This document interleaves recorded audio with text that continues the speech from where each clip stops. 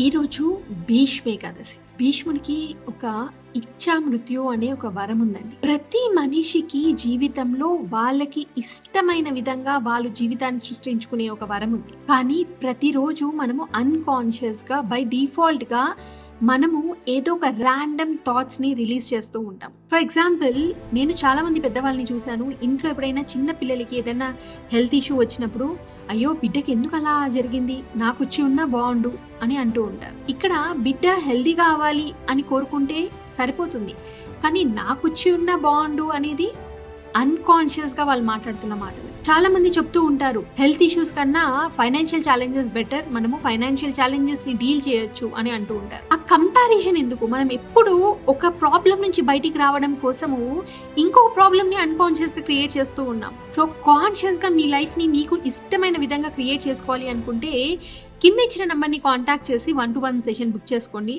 See you in the session. Have a great day.